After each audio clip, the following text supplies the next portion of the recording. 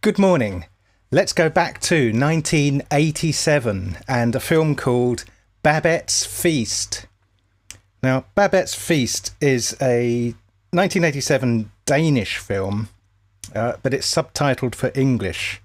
And the plot centres around two elderly sisters in a remote part of Denmark in the 19th century. And these sisters, they're very religious and not very outward or adventurous. In their father was a pastor of a small group of religious people there in the 19th century. Now, in their youth, they had boyfriends who were continually discouraged by the sisters' father.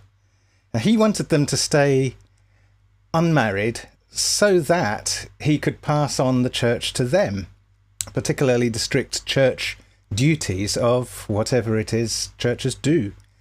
The film briefly goes back to these times 49 years ago. So it's a flashback to 49 years ago, where one sister went out with, among many other boyfriends that they both each have, one sister went out with a visiting Swedish cavalry officer, which was quite impressive. And the other sister went out with a singer with the Paris Opera, which is also quite impressive. But ultimately, neither of them pursued their respective fancies, instead staying single with their father and the church until they grew old. The story goes forward 35 years, so still in the past.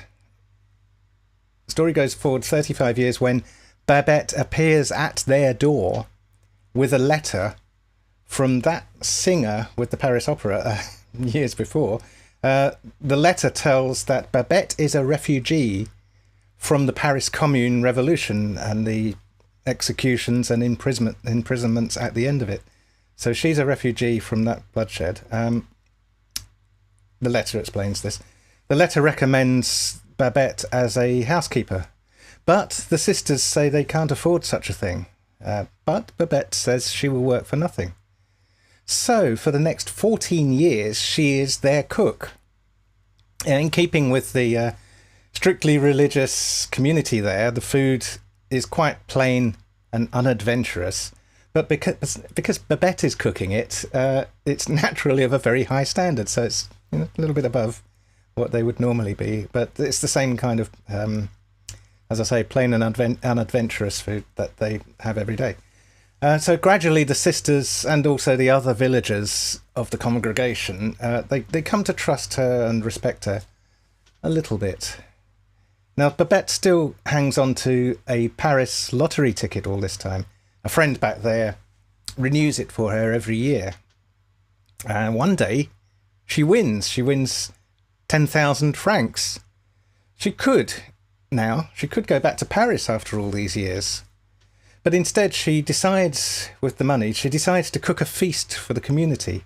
A real French dinner, as she says. Now she sends her nephew to Paris to obtain the necessary ingredients to buy it in Paris. Very high quality and luxurious. Now, as they begin to arrive at the remote village, all that way to Denmark, as they begin to arrive at the remote village, many of the villagers have never seen such exotic food and ingredients. Now, as the preparations commence, the sisters now start to worry that there might be too much pleasure in this feast, unfitting for such a religious outlook that frowns on pleasure. The sisters and their congregation agree to eat the food when offered, because that would be rude otherwise, but not to discuss it or to speak in any terms of pleasure or satisfaction. So don't acknowledge the food, no matter how good it is. One of the sisters' former boyfriends, the then Swedish cavalry officer of the past, but now he's a famous general who is married to a member of the Queen's court. He comes as a guest. Now, he is a man of the world, and he's also completely unaware of the congregation's foolish plan to deny any indications of pleasure in the meal. So he's continually impressed with each aspect of the sumptuous 7-course meal. Commenting most enthusiastically, but all by himself, commenting most enthusiastically and comparing it at times to an excellent meal that he once had at the Paris restaurant Café Anglais. And the story unfolds from there. It's a very, very good story, very well shot story as well. The photography, the cinematography is superb, the lighting is beautiful. Yes, it's a really wonderful, sensational film for the senses, I mean. That kind of sensational. In 2019, a remake was announced, now this time set in Minnesota, which is in America.